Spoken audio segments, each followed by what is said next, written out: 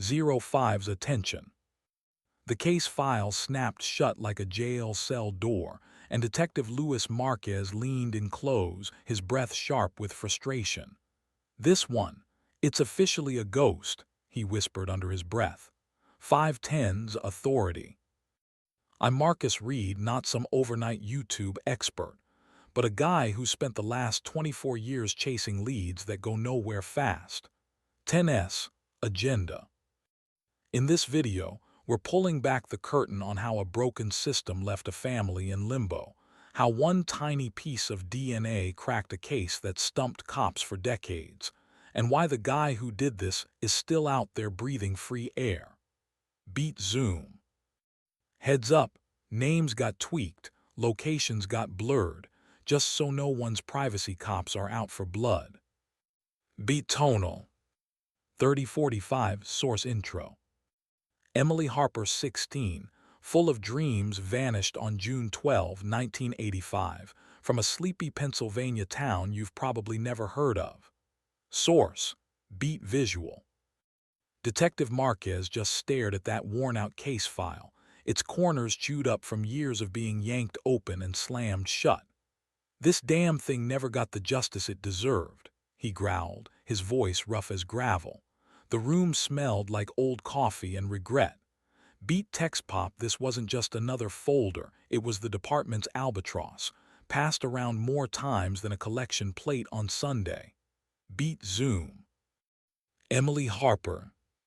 She was the kind of kid who lit up the stage at Montgomery High, always cracking jokes between scenes, and she had this habit of sneaking out for late-night rides along the creek that cut through town like a silver ribbon. On the night she disappeared, she told her friends she'd be home before dark, but home never saw her again. Beat Visual. By sunrise, her parents were outside screaming her name down empty hallways while cops scrambled like headless chickens.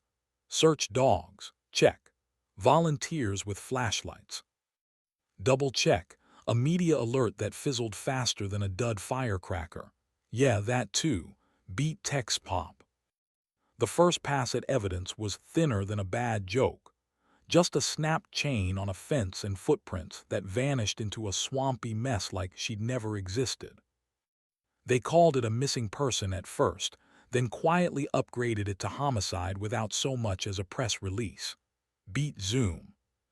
For 3 decades, the Harpers lived in that awful limbo, where every birthday and anniversary meant another empty chair at the table. "We still set a plate for her," Laura Harper told a local rag back in 2014, her hands shaking so bad she could barely hold the phone.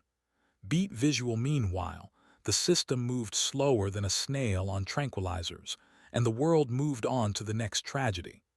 Beat Text Pop. Then out of nowhere came the miracle or the nightmare, depending on who you ask. In 2015, some genius decided to run old DNA samples through a new machine, and bam! A partial profile from a shoe print on the creek bank matched a guy already in the system.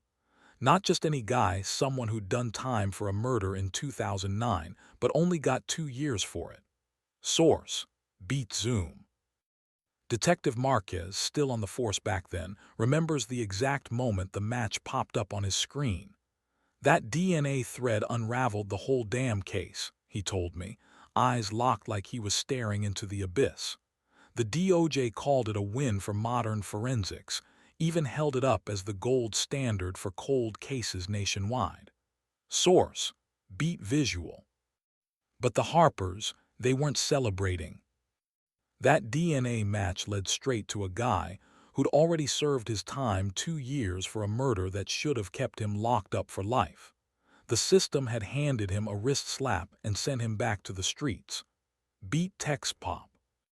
Reveal News dug into it later and found this wasn't some fluke, it's a pattern. Violent offenders getting slaps on the wrist, families left holding the bag, trust in the system crumbling like stale bread. Source: Beat Zoom. For the Harpers, the case coming back to life was like getting a second stab wound. Sure, it proved Emily hadn't just wandered off, but it also screamed that the guy who did it was out there living his life while they rotted in grief. "He's out there somewhere," Laura Harper said in 2018, voice breaking like thin ice, and the system let him walk away with a pat on the head. Beat visual. Detective Marquez retired not long after, but he still keeps that damn file on his desk. It's still open in my book, he admitted, tapping the yellowed cover like it owed him money. When justice feels like a cruel joke, the whole system falls apart. Beat zoom. The stakes, higher than a judge's gavel, a family's heartbreak, a town's faith in the law, a system that, when it fails, doesn't just let down victims, it erodes the ground we all stand on. Stick around, because we're about to trace how a case everyone had given up on roared back to life thanks to science, and why, even with that breakthrough, the guy who did this is still breathing easy. Beat visual. Stay tuned, the truth isn't going anywhere, neither is he. Beat text pop. Gathered on a dust-caked shelf, the file's yellowed pages and unchanged docket number trace back to June 12, 1985, the day 16-year-old Emily Harper disappeared from Montgomery County, Pennsylvania. Even now, the FBI's missing teen list still flags that date, a subtle hint that the case never got a proper close. Source: FBI. For 3 decades the case gathered dust, going nowhere. Leads went cold, witnesses grew older, and the original crime scene photos faded into obscurity. Still, the evidence never left the lab. In 2015, a fresh crew of forensic analysts dusted off the old swabs, hair strands and blood spots that had been logged but never matched.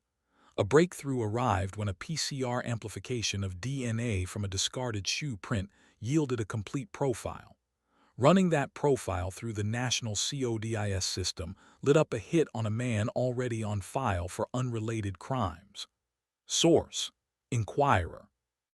Detective Laura Mendez, leading the Cold Case Task Force, called the moment the missing piece that finally clicked the whole puzzle together. The suspect's DNA had been collected back in 2003 during a routine burglary stop, then later entered into the database after a separate homicide conviction in 2007. That match wasn't just a statistical quirk. It tied the old evidence straight to a living person who had slipped through the justice system's cracks for years. The man court records list him as John C. Bradley, boasted a criminal record stretching back to the mid-1980s. A 1985 police report notes his presence in the same county where Emily vanished, yet no formal charge linked him to her case at the time. Over the next 20 years, Bradley hopped from one minor offense to another, each arrest producing a fingerprint and, after 2000, a DNA sample. But a mix of procedural slip-ups and legal loopholes meant those samples never sparked a deeper review. In 2009, Bradley received a 2-year sentence for second-degree murder in a case that had nothing to do with Emily Harper. The record shows the term, but the judge added that the circumstances surrounding the offense do not warrant a longer term. Later, the investigative report pointed out that offenders like Bradley often get minimal sentences despite the seriousness of their crimes, a symptom of a system that lets dangerous people stay on the streets. Source: Court record.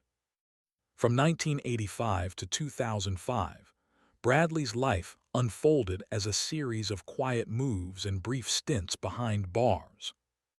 He married in 1990, took odd jobs as a construction laborer, and hopped to neighboring states, each move erasing a paper trail that might have tied him to the Harper case. Public records reveal a 1992 marriage license, a 1994 mortgage filing, and a 1998 property tax receipt. None mention the ongoing investigation.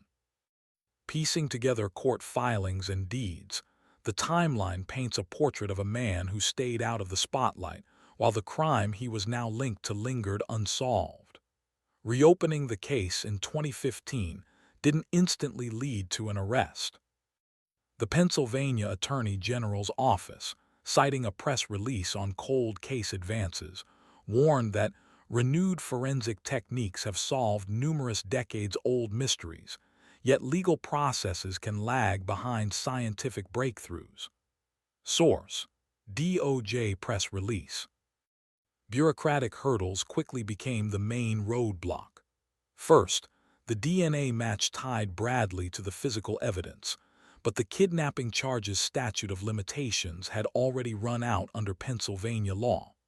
Second, his 2009 murder conviction involved a different victim, and prosecutors ran into a double jeopardy argument when they tried to tack on the Harper charge. The legal team had to ask a judge to allow a fresh indictment based on newly discovered evidence, a step that can drag on for months, if not years. Adding to the legal maze was a policy that demanded a formal, cold case label before any resources could be poured in. The already stretched task force had to persuade the county chief of police that the DNA link justified an official reclassification. Minutes obtained via a public records request show a back and forth about budget limits, staffing gaps, and the fear of opening a wound that the community may not be ready to confront. While detectives shuffled paperwork, Bradley kept on the move. A 2003 burglary arrest landed him in county jail for just 6 months, the term reduced after a plea deal. By 2005, he was out on parole and vanished from the state's monitoring system, a glitch traced to outdated electronic tracking software not refreshed since 2000. That same year, a forensic analyst flagged his DNA as a possible match to a cold case, but the alert got buried in a backlog of unrelated notices. The system, built to prioritize active homicides, unintentionally pushed the Harper file down the queue. The clash between scientific certainty and procedural inertia peaked when the district attorney finally filed a motion to reopen the case. The motion leaned on the 2015 DNA breakthrough and the 2009 sentencing as exculpatory evidence, demanding judicial review. Yet the judge responded cautiously.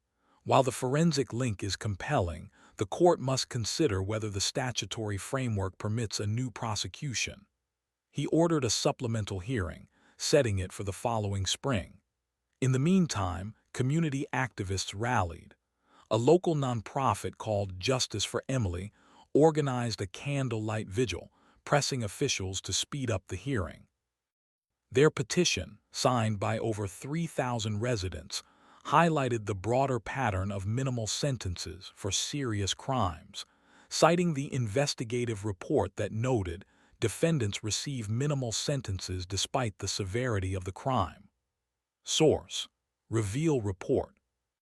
A hush fell over the courtroom the moment the clerk began reading the verdict. 2 years imprisonment for second-degree murder.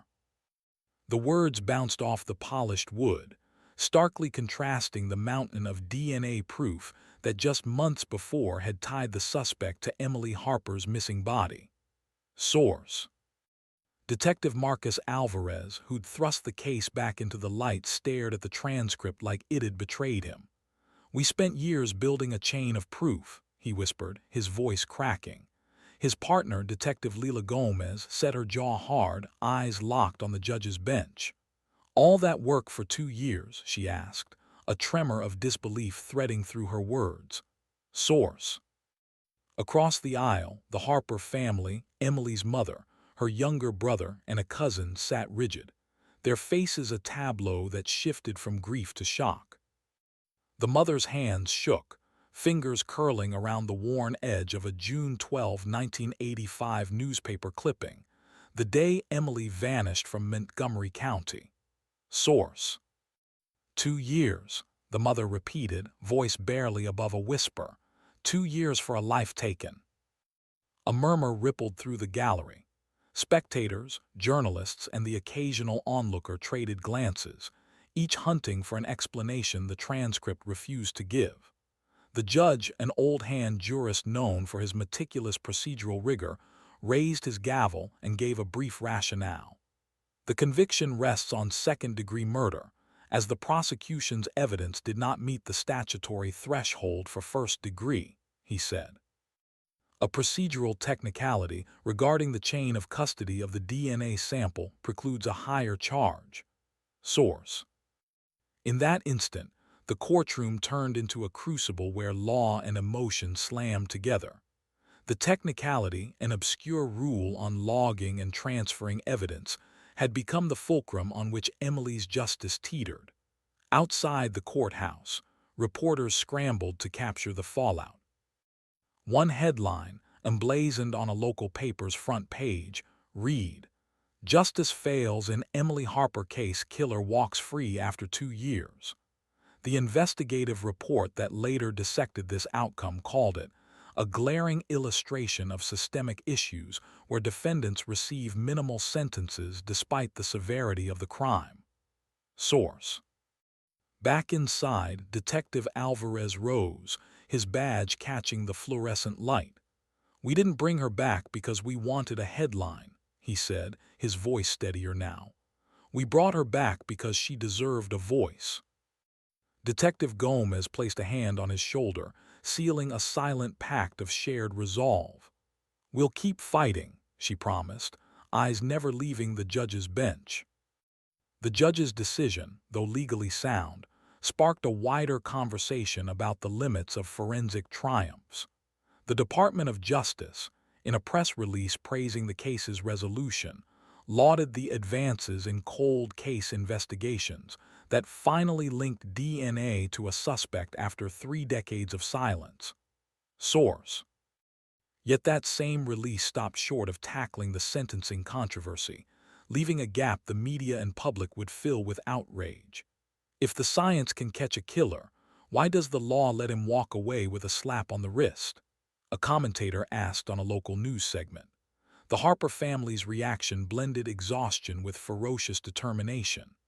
Emily's mother, after a stunned pause, rose, her voice bearing the weight of a mother's grief turned into a rallying cry. "We will not let this be the end," she declared. "We will push for reform, for the law to reflect the truth we uncovered." In the weeks that followed, petitions gathered signatures, demanding a review of sentencing guidelines that allowed such a brief term for a crime as grave as a teenager's abduction and murder. Lawmakers, citing the case's systemic issues, began drafting proposals to tighten evidentiary standards and close loopholes that technicalities could exploit. Source. Detective Alvarez, now a reluctant spokesperson for the movement, appeared on a national news program. "Our job is to find the truth," he said, "but the justice system must also have the capacity to enforce it." He pointed to the courtroom transcript, highlighting the paragraph where the judge referenced the chain of custody issue. "A single procedural slip can eclipse years of work," he warned. The judge, when later approached for comment, reiterated his commitment to the rule of law. "Every case must be judged on the evidence presented and the statutes governing it," he explained. "If the law requires a stricter chain of custody, then we must enforce that, even when the outcome feels unjust." As the sun set over Montgomery County, the Harper family stood together on the courthouse steps, a silent tableau of loss and resolve. The 2-year sentence loomed over them like a cloud, but beneath it a fire for change burned. In the final minutes of the hearing, the judge's gavel fell one last time, sealing the record. "This court is adjourned," he announced, and the doors swung open. The hallway filled with the echo of footsteps, some hurried, some lingering, each bearing the weight of a story finally told, yet still unresolved. The case, now etched into the national conversation about cold case prosecutions, serves as a stark reminder. Even the most advanced forensic tools cannot guarantee a sentence that matches the gravity of the crime when procedural technicalities intervene. Source. And so, the detective who reopened Emily Harper's case, the family who never stopped searching, and a nation watching the courtroom drama all stand at a crossroads where law, science, and morality intersect, each demanding its own brand of justice. So let's talk about Emily Harper. She was just 16 when she vanished on June 12, 1985 in Montgomery County, Pennsylvania. Source: FBI. It's pretty crazy that nearly 3 decades later, detectives were able to match DNA from a discarded shoe to a new suspect, which forced the cold case back into the headline's. Source: Inquirer. The suspect was actually convicted of second-degree murder, but the court only handed down a 2-year prison sentence. That's pretty shocking, right? Source: PA Courts. That sentence really drives home a bigger point. When old crimes finally get solved, the punishment often doesn't fit the crime's severity. Source: Reveal News. If what happened with Emily's case is any indication, there are probably dozens of unsolved disappearances that will end with the same kind of hollow victory: justice is served. But not really, no closure. The Department of Justice is now using the Harper case as an example of how modern forensic tools can help solve old crimes. Source: DOJ. But let's be real. One forensic win can't make up for the fact that the system is still really slow, leaving families waiting for answers while perpetrators get off with minimal sentences or even walk free. Every time a cold case gets solved, but the punishment is lenient, it reinforces this cycle.